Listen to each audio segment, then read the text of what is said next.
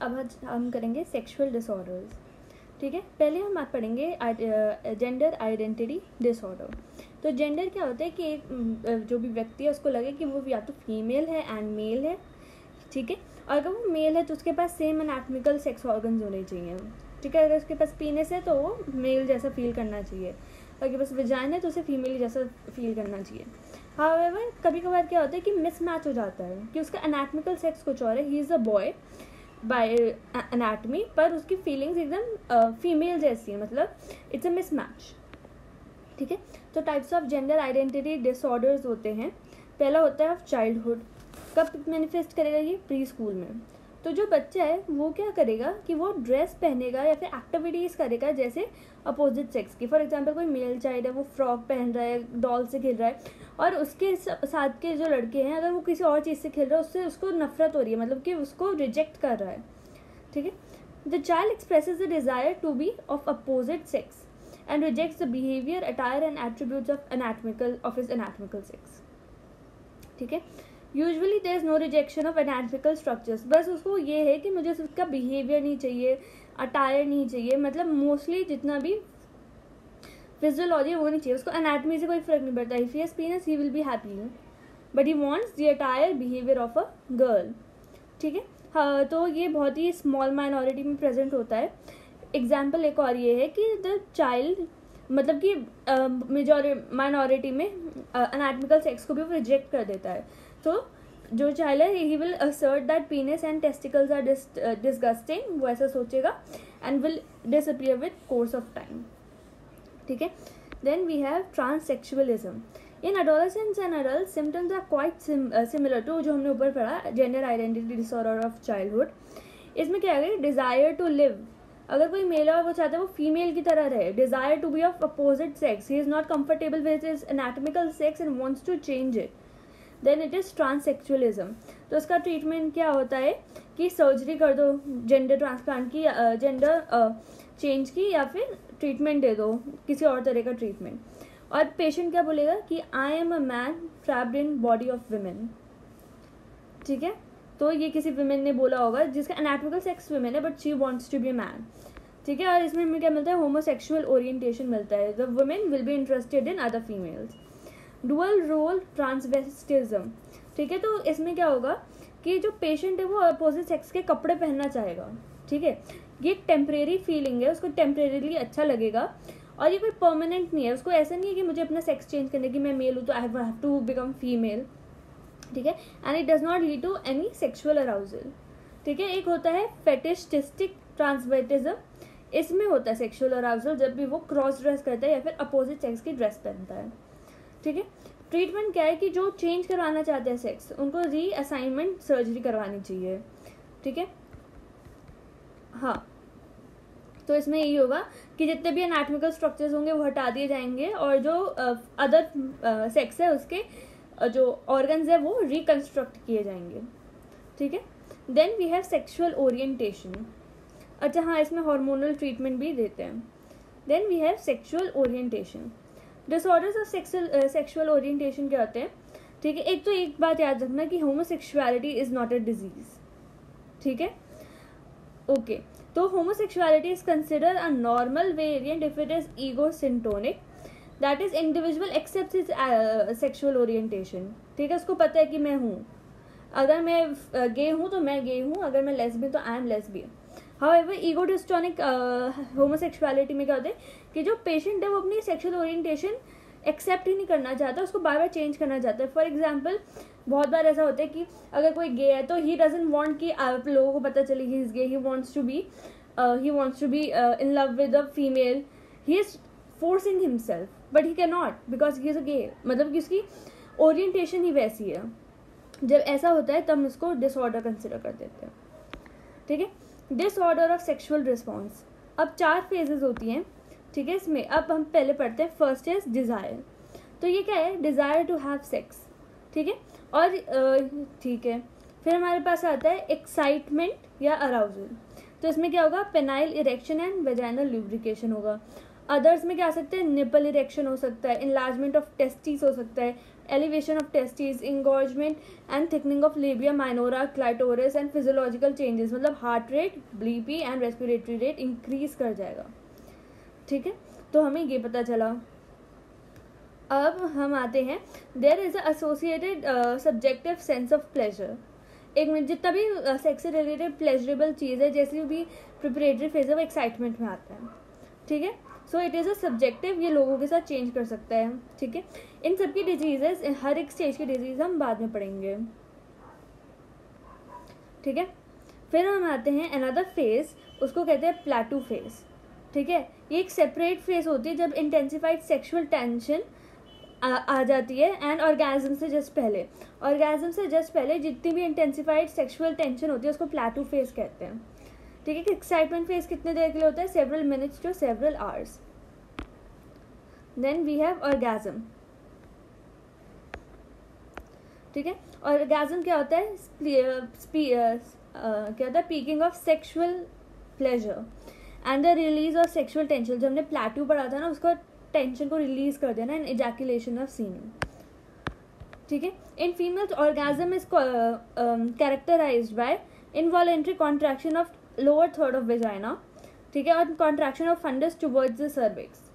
ठीक है, ऑर्गेज्म 3 से 15 सेकंड तक रहते हैं and it is the shortest phase. फिर हम आते हैं रेजोल्यूशन पे। अब क्या होगा कि all the things have been done, अब बॉडी वापस से रेस्टिंग स्टेट में जाएगी और this phase last for 10 to 15 minutes. So there is no orgasm and it may last from full day to and half to full day. ठीक है, disorders क्या क्या होते हैं ईच सेक्सुअल फेज के। First is sexual desire disorder. इसमें हमारे पास क्या आता है, एक तो आता है hypo active sexual disorder, Dzire disorder. इसमें मतलब क्या है कि जब भी उसको डिजायर होगी तो वो बहुत कम होगी, इस वजह से वो एक्साइटमेंट फेज में नहीं जा पाएगा। ठीक है, फिर वो you won't be able to have sex. ठीक है, तो lack of desire for sexual activity.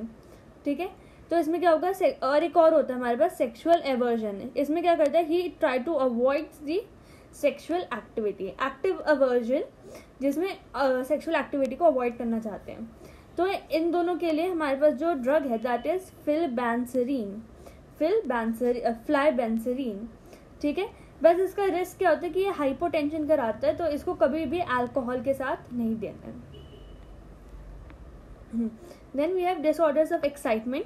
तो मेल इरेक्टाइल डिसऑर्डर या फिर इरेक्टाइल डिसफंक्शन, इसमें क्या होगा कि जो इरेक्टाइल डिसफंक्शन है तो इसमें रिकरेंट या persistent inability to erect the penis for a satisfactory sexual intercourse. तो पीनस इरेक्ट नहीं हो पाएगी। और जनरली इसके कॉज क्या होते हैं, साइकोलॉजिकल फैक्टर्स होते हैं सच एज एंग्जाइटी या पुअर मैरिटल रिलेशंस।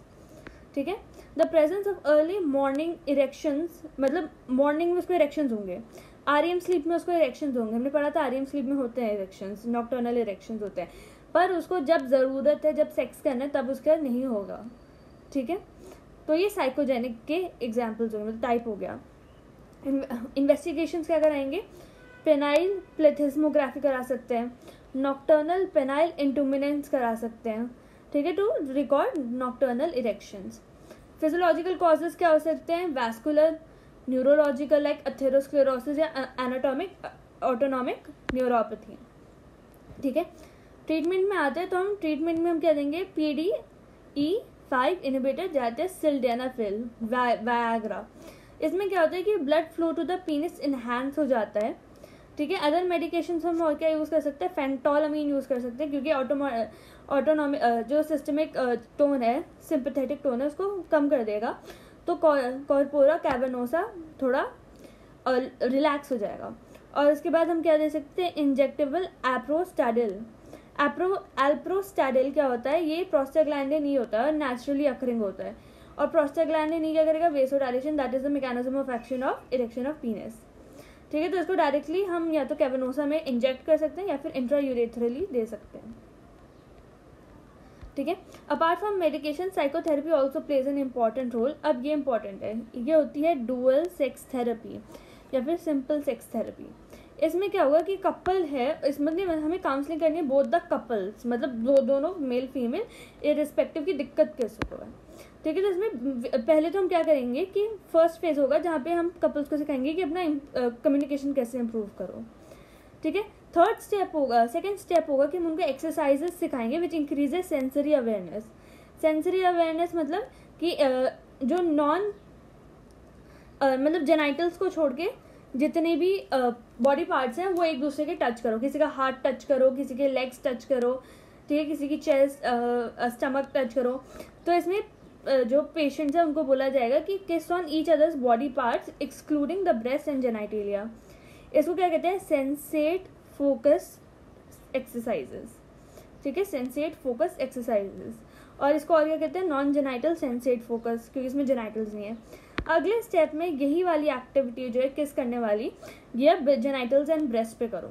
अब ये जेनाइटल सेंसेट फोकस हो जाएगा, ठीक है। इसमें पर्पस क्या होता है इस एक्टिविटी का, कि कपल्स को समझाना कि विदाउट सेक्सुअल इंटरकोर्स आप फिर भी प्लेजर एक्सपीरियंस कर सकते हैं, ठीक है। सेक्स थेरेपी बहुत ही इफेक्टिव होती है इरेक्टाइल डिसफंक्शन में, प्रीमेच्योर इजैकुलेशन में, तो हम फिर से पढ़ेंगे ये। अदर टेक्निक्स क्या होगी, जैसे बिहेवियरल थेरेपी है, हिप्नोथेरेपी एंड साइको एनालिसिस, ठीक है।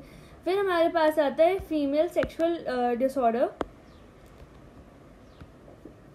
Female sexual arousal disorder. ये कैसे कैरेक्टराइज होता है, inability to achieve adequate vaginal lubrication for intercourse. तो इसका ट्रीटमेंट यही है कि हम ल्यूब्रिकेंट यूज कर सकते हैं। देन डिसऑर्डर ऑफ ऑर्गेज्म, ठीक है। तो पहला हो गया प्रीमेच्योर इजैकुलेशन।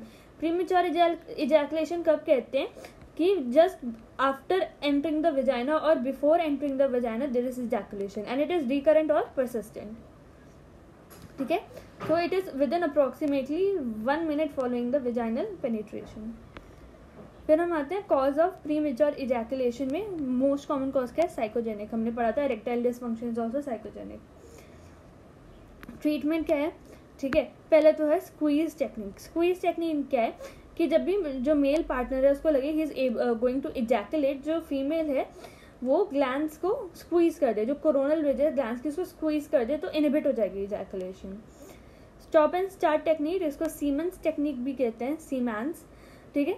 इसमें क्या होगा, उसको लग रहा है कि इजैकुलेशन होने वाला है तो सेक्स को वहीं स्टॉप कर दो, और जब एक्साइटमेंट कम हो जाए तो उसको रीस्टार्ट कर दो।